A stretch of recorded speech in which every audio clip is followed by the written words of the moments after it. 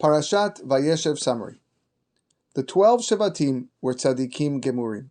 However, when they saw that Yaakov treated Yosef differently, by spending special learning time with him, and by giving him a beautiful multicolored garment, a ketonet pasim, deep down, this caused the tribes to feel jealous of Yosef. Yosef had two dreams. In his first, he and the tribes were bundling grain. Yosef's bundle stood up and was surrounded by his brothers' bundles of grain. Their bundles bowed down to his.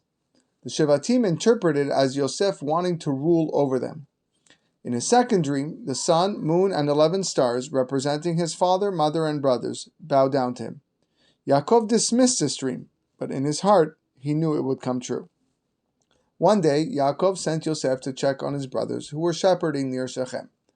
He was told that his brothers left and was directed to the city of Dotan.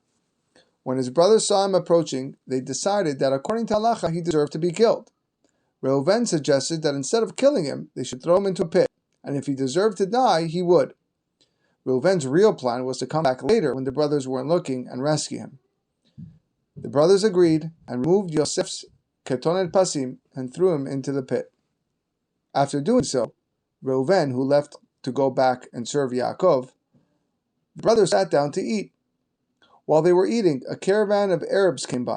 Yehuda suggested that instead of letting Yosef die, they should sell him as a slave to Egypt, and that outcome would be the same as if he would die.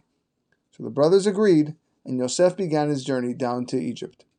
In the meantime, Reuven returned, and tore his clothing when he saw that Yosef was missing. The brothers decided to take Yosef's ketonet and dip it into goat's blood. They showed it to Yaakov, and Yaakov concluded that Yosef must have died, and he refused to be consoled. The brothers blamed Yehuda for Yaakov's pain and removed him from his position of leadership. During the next 22 years, Yehuda's son, was married to Tamar. When died, she married his next son, Onan.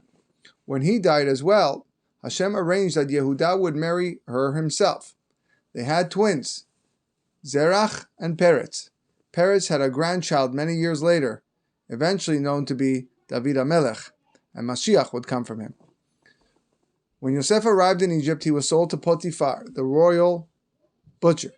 Potiphar, seeing the bracha that Yosef brought up with him, placed Yosef in charge of his belongings.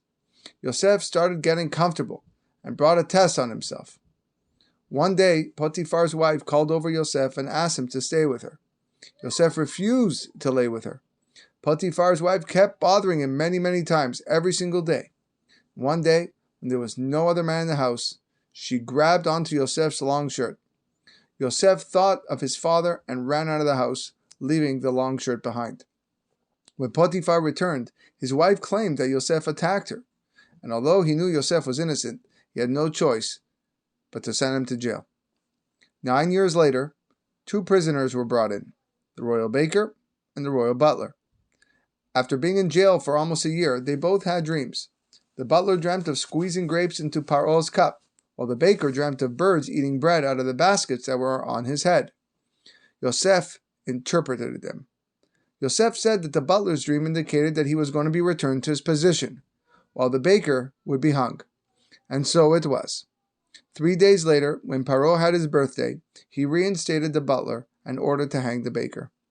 These dreams were an opening for Yosef to be freed, but since he put too much faith in the butler, on Yosef's great level, he had to wait another 2 years until he would be let go.